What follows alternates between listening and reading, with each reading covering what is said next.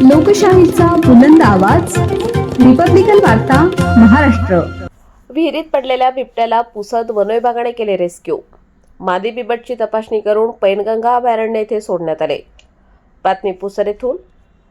दिनांक 27 डिसेंबर 2025 रोजी सकाळी 9:30 वाजताच्या दरम्यान पुसद वनपरिक्षेत्रातील पारद गावातील नारायण राठोड यांच्या शेतातील विहिरीत एक बिबट पडला असल्याची माहिती मिळाल्यावरून तात्काळ पुसद वन विभाग, बचाव पथक व पुसद वनपरिक्षेत्र अधिकारी कर्मचारी घटनास्थळी पोहोचून वन्यप्राणी बिबट सुस्थितीत रेस्क्यू करण्यात आले. त्यानंतर डॉक्टर दिनेश, पशुधन अधिकारी, विकास चिकित्सालय, गहुली, तालुका पुसद, जिल्हा यवतमाळ यांनी सदर बिबट मादीची तपासणी केली असता शारीरिकदृष्ट्या सुदृढ असल्याचे सांगितले. त्यानंतर त्याला नैसर्गिक अधिवास पैनगंगा अभयारण्य येथे सोडण्यात आले. पवार पशुवैद्यकीय सदर कार्यवाही पुसद उपवनसंरक्षक डॉक्टर BN स्वामी, पुसद वनविभाग पुसद, पद्मभूषण राजगुरू सहाय्यक वनसंरक्षक यांच्या मार्गदर्शनाखाली व वनपरिक्षेत्र अधिकारी पुसद व वनक्षेत्रपाल फिरते पथक पुसद यांच्या उपस्थितीत करण्यात आली.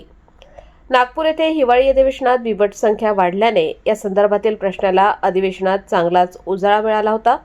त्याच अनुषंगाने घनदाट जंगले कमी होत असल्याने जंगलातील बिबट आता मानवी वस्तीत दिसायला लागले. रिपब्लिकन वार्ता महाराष्ट्र न्यूजसाठी Vidarbha उपसंपादक Rajesh Dhole, Yavatmal. Subscribe now and press the bell icon. Never miss an update.